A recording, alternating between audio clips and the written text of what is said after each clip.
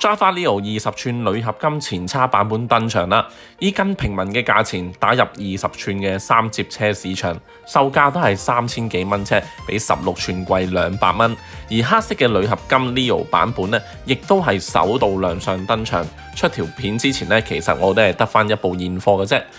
嚟緊新年之前咧，會翻多少少鈦色同埋白色，有興趣嘅朋友仔記得揾我哋留貨啦。呢部 Leo 咧係正式設計，意味住咧係前叉啦、車架、後三角嘅位置咧，全部都係同一款顏色。與其叫佢做黑色，我覺得鈦黑色呢個名會襯佢多啲，因為佢唔係完全黑蚊蚊嗰隻黑色。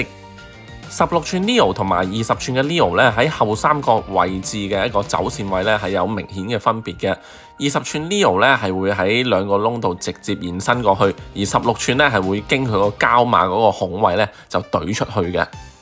外胎方面咧，鋁合金前叉版本咧同碳前叉版本一樣啦，都係用 Kenda 嘅20×1.5寸嘅外胎。飛輪咧原裝係跟 Sunshine 嘅一個11至36齒，咁呢部車嘅客人咧就想改為11至40齒，咁我哋幫佢更改咗噶啦，令到上車嘅能力更加好。原裝嘅牙盤啦、腳踏咧，全部都係跟之前16啊、20寸其他版本咧一模一樣，坐墊咧都係同一款嚟嘅，冇乜特別嘢。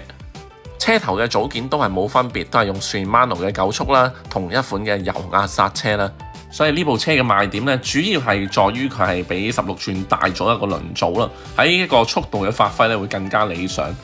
後方嘅位置咧，亦都設計到可以加裝啲貨架啦。咁原裝嘅把手咧係抬高20mm 嘅，咁啊佢適合咧改一啲抬高40至60mm 嘅款式咧，而唔需要換油喉。咁有興趣可以揾我哋改裝。今日嘅極速介紹到呢度啦，咁啊如果有興趣訂購嘅話咧，歡迎 WhatsApp 54829987，黑色得返一部，鈦色同白色咧嚟緊農曆新年前會返到一批，歡迎預留。